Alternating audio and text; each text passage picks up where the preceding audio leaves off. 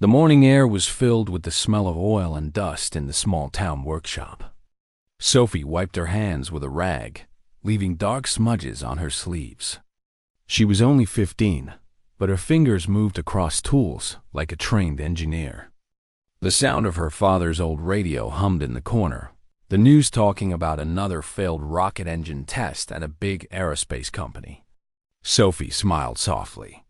Her father used to say, "Machines talk if you listen long enough." She had learned to listen well. That day, a line of black cars arrived outside their workshop. Sophie peeked through the dusty window. Men in suits stepped out, their polished shoes sinking slightly in the dirt.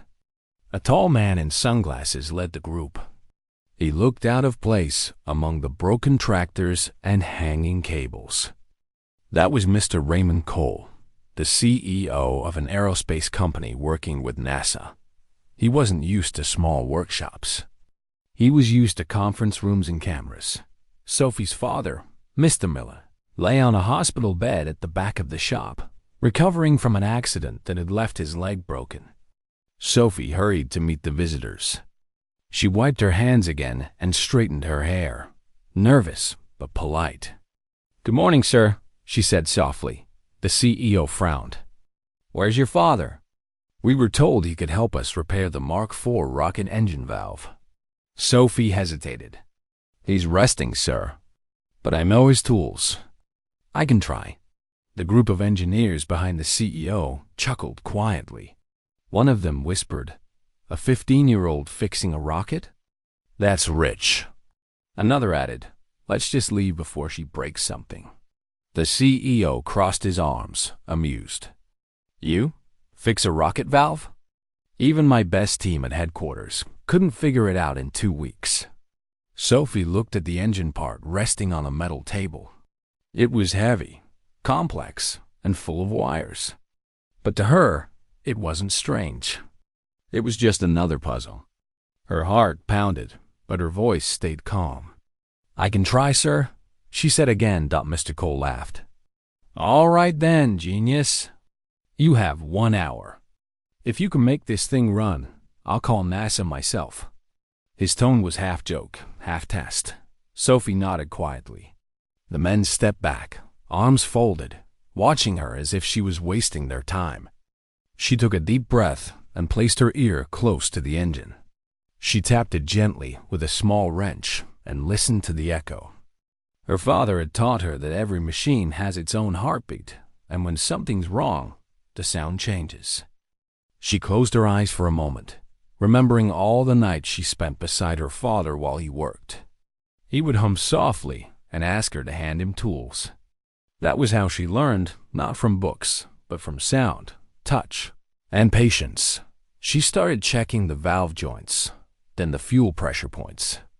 She removed a small sensor and frowned. It was misaligned, almost invisible to the eye. "That's strange," she murmured. She looked around for a calibration tool. One of the engineers laughed again. "You won't find it here. This setup needs a lab, not a farm shed." But Sophie didn't argue. She grabbed an old micrometer, adjusted it by instinct, and began realigning the part. Her hands didn't shake. Each move was confident. She could feel the machine responding. The CEO's smile faded slightly as he watched her concentration dot after about 30 minutes. Sophie stood up, wiped her hands, and asked, "Can someone start the power test?" The engineers hesitated. The CEO shrugged. "Let her try. What's the worst that can happen?" The power unit buzzed. For a few seconds, nothing happened. Then suddenly, the engine made a soft humming sound. Not loud, not broken, just steady. The control screen lit up with perfect readings. Pressure levels balanced. Temperature flow normal. The same engine that had failed dozens of tests now ran perfectly. Everyone froze. The laughter stopped. The engineer who mocked her earlier whispered, "That's impossible." Another leaned closer to the monitor, checking numbers twice. Everything was green. The CEO stepped forward slowly. You You actually fixed it? Sophie nodded. The sensor was reading the wrong calibration value. It was off by 0.05. The fuel flow was misbalanced. The CEO blinked in surprise. How did you even notice that? Sophie looked at the machine and said softly, "It didn't sound right." Silence filled the room. Even the hum of the engine seemed proud. The CEO took off his sunglasses, staring at her as if seeing her for the first time. Around them, the engineers began murmuring in disbelief. One of them quickly sent the test results to NASA. Within minutes, a reply came back, a short, stunned message asking for the name of the technician who performed the repair. The engineer hesitated before typing, Sophie Miller, age 15. Mr. Cole didn't know what to say. He walked out of the workshop for a moment, breathing deeply. His pride had taken a hit, but so had his heart. He was moved. He remembered the way he had mocked her just an hour ago. Now, that same girl had accomplished what his million-dollar team could not. Sophie turned off the engine and cleaned the table. She didn't look for praise. She only thought about calling her father to tell him the good news. She gently walked to the back room and said, "Dad, it worked." Her father's eyes widened. "You fixed it?" Sophie nodded with a smile. "It was the valve alignment. I just listened like you taught me." Tears filled the old man's eyes. "You're your father's daughter," he whispered proudly. Back in the front, the CEO re-entered the workshop. His tone had changed. "Miss Sophie," he said respectfully, "you've done something no one expected. NASA wants your full report." She looked surprised. "My report? But I just wrote notes on paper." He smiled. "Then we'll send your handwritten notes to NASA. They can learn something from you." Sophie felt shy but happy. The CEO shook her hand and said quietly, "I'm sorry for laughing earlier. You reminded me that true genius doesn't care about age or titles." By evening, the small workshop that once fixed tractors was flooded with cameras and reporters. People wanted to meet the girl who fixed a NASA rocket. Sophie hid behind her father's arm, overwhelmed by all the attention. But when one reporter asked her what her secret was, she simply said, "I just love to fix things." The CEO made a promise before leaving. "Tomorrow, I'll take you to NASA's testing facility. They should see what you can do." Sophie looked at her father, who nodded proudly. She didn't know what tomorrow would bring, but she knew one thing for sure. She had made her father's dream come true. As the sun set, Sophie sat outside the workshop, looking at the stars. The same sky that carried rockets and satellites now carried her story too. Somewhere, in a quiet NASA office, a team of experts was studying her notes in disbelief. And in that small town, the night breeze carried the soft hum of an engine that finally came to life, not because of expensive machines or degrees, but because a 15-year-old girl believed she could listen to what others could not hear. The next morning, the old workshop was busier than ever. Reporters stood outside with cameras, and neighbors peeked through the dusty windows. Sophie had barely slept. She still couldn't believe what had happened the day before. Her small hands, used to fixing tractors and farm tools, had somehow made a rocket engine run perfectly. But more than anything, she was happy to see her father smiling again. He sat in a wheelchair near the window, proud and emotional. A black car pulled up outside. The door opened and out stepped Mr. Raymond Cole, the CEO who had once laughed at her. Today, he wasn't wearing sunglasses or his usual proud smile. He looked humble, almost nervous. He walked up to Sophie and said, "Good morning, young lady. Ready to visit NASA?" Sophie froze for a moment. "Me? NASA?" she asked softly, unsure if she heard him right. "Yes," Mr. Cole said with a nod. "They want to see what you did yesterday. They don't believe it was just luck." Her father encouraged her. "Go, sweetheart. Show them what you can do." I'll be right here when you come back." Sophie hugged him tightly before stepping into the car. Her heart raced the whole drive. The city looked huge compared to her small town. When they reached the NASA testing center, she saw massive hangars, security gates, and people in white coats walking quickly between buildings. It felt like another world. Inside the main lab, a group of engineers stood waiting. They were some of the most respected rocket scientists in the country. One of them looked at Sophie and whispered to another, "She's just a kid." But when she smiled politely and held her notebook close to her chest, they fell silent. Mr. Cole led her to the same type of engine she had repaired before.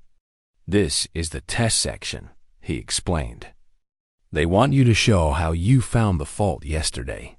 Sophie nodded slowly and stepped forward. Her hands trembled slightly, but as soon as she touched the metal surface of the engine, she felt calm. Machines had never scared her. People did sometimes, but not machines.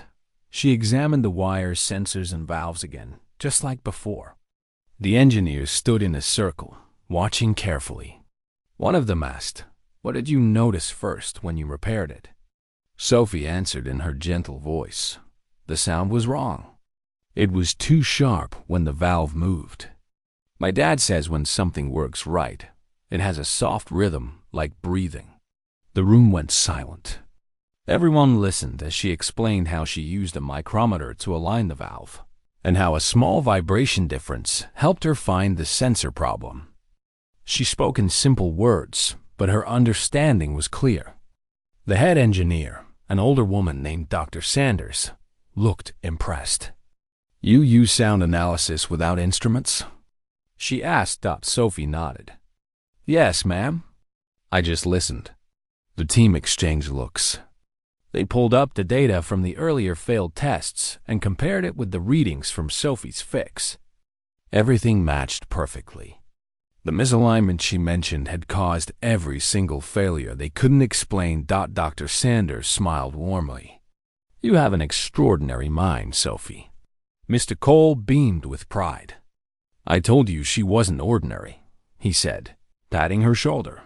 NASA's director entered the room then, an older man with kind eyes.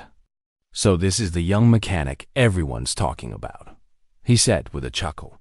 "You've made quite an impression, Miss Miller." Sophie lowered her gaze shyly. "I didn't mean to cause trouble, sir. I just wanted to fix it." "Trouble?" The director laughed. "You helped us. You might have saved months of work." He invited her to join the engineers during a live test.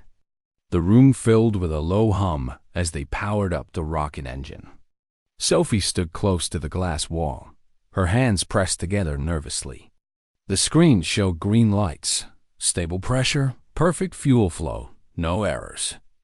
Then the engine roared to life. Flames shot out of the nozzle as the test reached full thrust. Everyone clapped and cheered. Sophie covered her ears, smiling wide. For the first time, she saw a rocket not as a distant dream on TV, but as something she had helped make possible. When the engine cooled down, the director shook her hand. "We'd like you to spend your summer here. We can teach you more about rockets, and maybe you can teach us how to listen better." Sophie couldn't believe it. "You mean I can work here?" "Not work," he said with a smile. "Learn, grow, be part of something bigger." She looked at Mr. Cole, who nodded proudly. "You earned this," he said softly. "And I'll make sure your father knows just how proud we all are." By evening, they drove back to her hometown. Reporters had already gathered again, holding microphones and cameras. Sophie's father sat outside the workshop, waiting for her. When she stepped out of the car, he rolled forward with tears in his eyes. "How did it go?" he asked. Sophie grinned and hugged him tightly. "Dad, they want me to join their summer program at NASA." Her father's voice cracked as he said, "You did it, Sophie. You made history." The CEO smiled at them both. "Sir," he said to Mr. Miller, "your daughter reminded us that genius can come from anywhere, even a small garage." For the next few days, Sophie's story spread everywhere. News channels called her the teen mechanic who outsmarted NASA. Schools across the country shared her story to inspire students. She received letters from universities, invitations to science fairs, and hundreds of messages from people who said she gave them hope. But Sophie stayed the same simple girl. She still woke up early, still cleaned the workshop, and still helped her father fix local machines. When a little boy asked her how she learned so much, she smiled and said, "By watching and listening." A week later, a small package arrived in the mail from NASA. Inside was a photo of the rocket she helped fix, now fully assembled and ready for its test launch. On the back, it said, "To Sophie Miller, who reminded us that curiosity is the best tool of all."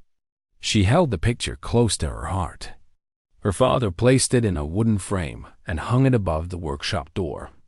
It stayed there for years, a symbol of how dreams can rise from even the simplest places. Months later, Sophie returned to NASA as part of the summer program. She worked with real engineers, studied rocket design, and even helped test new prototypes. Each time she walked into the lab, people greeted her with respect. The CEO often told her story during company meetings, reminding everyone, "Never underestimate the quiet ones. They might just change the world." At the end of that summer, Sophie stood on a viewing deck, watching a test rocket soar into the blue sky. The engines roared, the ground shook, and tears filled her eyes. She whispered to herself, "I fixed that."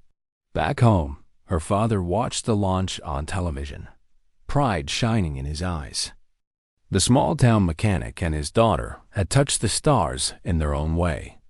And even though fame and success found Sophie, she never forgot the lessons of that small workshop: to listen, to care, and to never stop believing that even one small voice, one small idea, can lift the world a little higher.